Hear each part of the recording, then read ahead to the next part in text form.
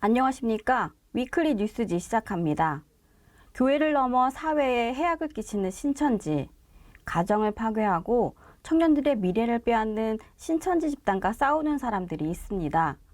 신천지를 법정에 세우고 담대하게 그 불법성을 지적합니다. 신천지를 변호하는 거대한 로펌과 논쟁을 벌이면서 결국 신천지의 모략 전도는 사기라는 판결까지 받아냈습니다. 한국교회와 다음 세대를 위해 신천지와 싸우는 사람들을 박민균 기자가 만났습니다. 신천지 교주 이만희 재판이 열리는 수원지방법원 앞 피해자 가족들이 이만희 구속을 외치고 있습니다.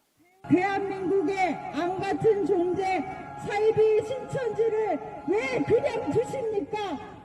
피해자 가족들은 추운 날씨에도 법원 밖에서 단식하며 신천지를 고발했습니다. 법정 안에서도 신천지와 싸우는 변호사가 있습니다. 피해자들을 위해 청천 반환 소송을 진행하는 홍종갑 변호사입니다. 홍 변호사 가족도 신천지의 모략 전도에 미혹당했습니다. 처음에 신천지에 빠졌다는 사실을 알았을 때 이제 갈등이 굉장히 심해지잖아요. 갈등도 갈등이지만 온 세상에 저만 빼고 다 신천지로 보여요. 심지어는 어린아이조차도 사람이 사람을 의심하게 만든다는 거. 이게 모략 전도의 심각한 피해입니다. 홍 변호사는 8년 동안 신천지를 연구했습니다. 신천지의 교리의 허구성을 밝히기 위해 신학대학원 MDB 과정까지 마쳤습니다. 홍종갑 변호사는 2020년 1월 청춘 반환 소송 1심에서 중요한 판결을 받아냈습니다. 재판부는 신천지의 모략 전도가 사기 범행과 유사하다며 신천지 피해자에게 배상하라고 결정했습니다. 모략 전도가 사기라는 판결이 내려지는 순간 홍 변호사는 정말 기뻤다고 합니다. 실제로 이 판결 후 신천지는 모략 전도를 하지 못하게 됐습니다. 너무 좋았죠. 너무 좋았고 그래 이제 금액이 적어도 그 많은 피해자들이 모이면 그 금액은 어마무시한 거거든요. 많은 사람들이 신천지로부터 피해당해서 회복이 될 수도 있는 금액이고요. 또 앞으로는 그로 인해서 이제 모략 전도를 할 수 없을 것이고 또 실제 모략 전도 피해자가 있다라고 한다면 얼마든지 구제 가능성이 생기는 아주 중요한 판결이라고 볼 수 있는 거죠. 하지만 재판 과정은 힘들었습니다. 신천지는 거대한 로펌을 동원해 재판에 나섰습니다. 심지어는 이제 재판하는 과정에서 그렇습니다. 방청석조차도 저희 편은 아무도 없고 다 신천지인들로 꽉 찬 경우가 있었어요. 하나님께서 들려주신 음성은 이제 엘리야한테 들려주신 말씀이 생각나게 하는 거예요. 걱정하지 마라. 남은 자 7천이 너한테 다 있으니까 걱정하지 말고 이제 싸우라는. 홍종갑 변호사는 우리 한국 교회를 지키려면 신천지에 적극 대응해야 한다고 강조했습니다. 교회들이 신천지에 피해를 당해도 소극적으로 대응하면 신천지의 영향력은 더 커질 뿐이라고 지적했습니다. 실제로 이제 천안에 있는 교회 같은 경우는 이제 신천지에서 대거 몰려와서 예배를 방해한 적이 있어요. 그래서 제가 이제 그거 형사고발하고 그리고 민사소송 해갖고 돈까지 다 받아서 교회에 드렸습니다. 그리고 또 그들은 형사처벌받고 그리고 형사처벌해서 본인들의 행위에 대해서 잘못을 깊이 인정하고 반성한다라고 법정에서 하고 그 이후로는 전혀 이제 그런 액션을 할 수가 없죠. 개교회주의로 흘러가니까 사실 이렇게 문제가 되는 건데 우리 교회가 밟히면 다른 교회 밟히는 거거든요. 우리 교회에서 그걸 막아주면 다른 교회가 사는 것이고 그런 정신으로 사실 대응을 해야 되는 게 옳다고 봅니다.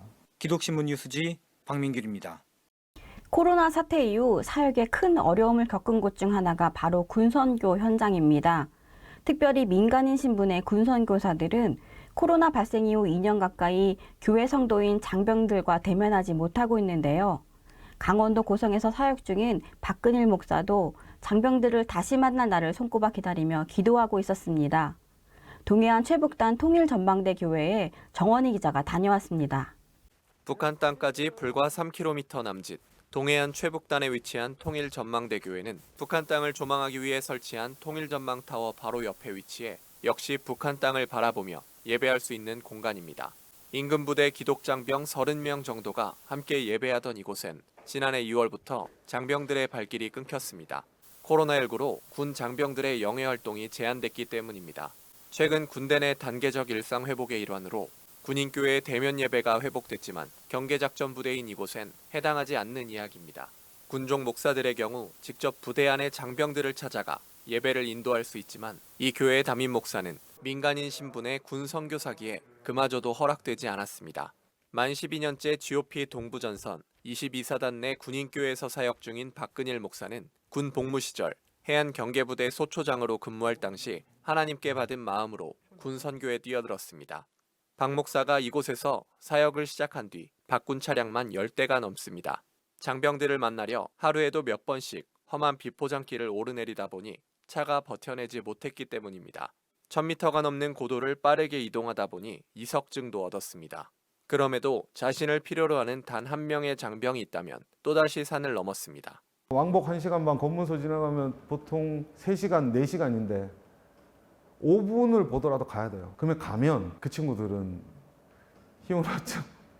박근일 목사는 군 선교사로서 장병들의 예배 회복과 교회를 세우는 일에 힘썼습니다. 경계작전 투입으로 온전한 신앙생활이 어려운 GOP 장병들을 위해 소초를 순회하며 많게는 8번까지 예배를 인도하기도 했습니다.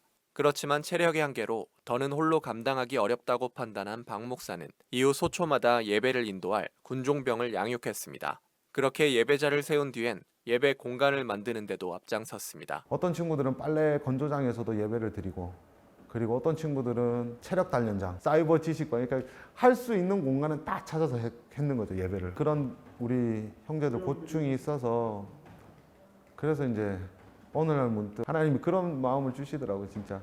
컨테이너 같은 거 저거 하나 있으면 좋겠는데 해서 시작된 게 소초교회였죠. 돕는 손길을 통해 2011년 5월 GOP 10곳에 소초교회가 생겼고, 그렇게 이곳 22사단에서 시작된 소초교회는 현재 전군에 200개 이상 컨테이너 형태의 유닛 교회로 자리 잡았습니다. 저희는 궁전을 얻은 거죠.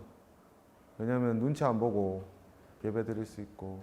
근데 건물은 건물일 뿐입니다. 예배당에서 예배가 안 드려지고, 그 다음에 원래 목적이 유지되지 않으면 그냥 그것도 하나의 건물일 뿐인 거고요. 요즘 코로나 때문에 뭐 어려운 상황이긴 하지만 그래도 그 예배의 가치는 가장 기본이기 때문에. 이제 박 목사는 코로나 이후 장병들과의 만남을 고대하며 다시 회복될 예배를 소망하고 있습니다. 어려운 상황임은 분명하지만 그럼에도 여전히 군선교는 복음의 황금어장이라 말하는 그는 자신을 필요로 하는 한 명의 장병이 부르면 지금 당장이라도 눈앞의 산을 넘어갈 준비가 되어 있다고 말합니다. 군인교회는 터미널과 같다고 생각해요. 중간 기착지. 왜냐하면 돌아가야 되잖아요, 민간으로. 그래서 잘 힘을 얻어서 잘 돌아갈 수 있도록 해주는 역할. 위문 가서 보면 정말 진지하게 복음을 듣고 있거든요. 안 들을 것 같은데 토스트 하나 먹으면서 20분 동안 열심히 들어요. 그 친구들이 민간 교회에 가서 처음에는 정착을 안 할 수도 있습니다. 그렇지 않다고 해도 군 안에서 신앙생활을 한 번은 거쳐갔던 친구들은 힘들고 어려우면 인생에 있어서 꼭 하나님이 주시는 그 타이밍에서는 교회로 와요. 기독신문 뉴스지 정원입니다. 지속되는 코로나로 연말 분위기는 가라앉았지만 성탄절을 앞두고 들려오는 캐럴에 위로를 얻는 분들이 많으실 텐데요. 한국교회 총연합이 지난해에 이어 성탄 캐럴 나누기 운동을 전개합니다. 한교총이 성탄 영상과 음원을 무료로 제공함으로써 소상공인들은 저작권료 부담으로부터 벗어나 이제 매장 안에서 마음껏 캐럴을 틀 수 있습니다. 유튜브 채널 한교총 TV를 통해 지난 7일부터 공개된 총 30곡의 캐럴 영상에는 기쁘다 구주 오셨네, 고요 한방 거룩 한방과 같은 성탄 찬송과 함께 화이트 크리스마스와 레리 스노우 같은 대중적인 곡들도 포함되어 있어 크리스천뿐만 아니라 모두가 함께 성탄 분위기를 즐길 수 있을 것으로 기대됩니다. 한교총은 힘든 시기를 이겨내고 있는 우리 마음속에 깊은 위로와 평화의 노래가 되기를 바란다고 전했습니다. 한편 문화체육관광부는 종교계와 함께 캐럴 활성화 캠페인 12월엔 캐럴이 위로가 됐으면 해를 진행 중입니다. 저작권위원회 공유마당에 캐럴 음원 22곡을 무료로 공개한 가운데 특히 국민들이 일상 속에 자주 찾는 커피 전문점과 음식점, 대형마트 등에서 많이 이용해 줄 것을 요청했습니다. 이어서 주요 단신을 정원희 기자가 전해드립니다. 추운 겨울 최전방에서 나라를 지키는 국군 장병들에게 총회와 한국교회가 뜨거운 사랑을 전합니다. 총회 군목부와 군선교연합회는 12월 10일 3군단 기린대 교회를 비롯한 3개 부대에 사랑의 온차와 손난로를 전했습니다. 강진상, 오정옥, 조병우, 임흥옥 목사를 비롯해 군선교에 헌신한 교회들이 마음을 모았습니다. 교회들은 사랑의 온차와 손난로를 받는 장병들이 추위를 녹이면서 예수님의 뜨거운 사랑을 느끼길 바란다고 말했습니다. 총회 교육개발원이 위드 코로나 시대에 교회 교육의 방향을 제시했습니다. 예장합동 총회 교육개발원은 교계 최초로 겨울 성경학교를 위한 교육교재를 메타버스를 활용해 제작하고 보급합니다. 학생들은 가상현실 공간인 킹스랜드를 다니면서 주기도문의 내용과 의미를 배울 수 있습니다. 청소년들은 물론 영유아와 유치부, 유초등부까지 연령대에 맞게 교재 내용을 만들었습니다. 내년에도 메타버스를 활용한 교육교재를 개발해 내놓을 예정입니다. 총회 교육개발원 이사장 송태근 목사는 메타버스 교재를 통해 미래로 가는 신앙교육의 길이 열리길 바란다고 말했습니다. 은혜로운 동행 기도운동이 전국으로 확산하고 있습니다. 11월 30일 출범식을 가진 후 12월 12일 강원 지역과 부울경 지역에서 연합 기도회를 가졌습니다. 강원 지역 기도회는 세로남교회 오정호 목사가 말씀을 전했고 부울경 지역 기도회는 부전교회 박성규 목사가 강단에 올랐습니다. 두 설교자는 하나님과 동행하는 삶, 십자가의 사랑을 실천하는 삶을 강조했습니다. 한편 백왕식 총회장은 같은 날 직전 총회장이 심우하는 세해된 교회 저녁 예배에서 전국교회와 300만 성도들이 회개와 갱신을 위한 기도운동에 나서야 한다고 강조했습니다. 이번 주 위클리 뉴스지는 여기까지입니다. 함께해 주셔서 고맙습니다.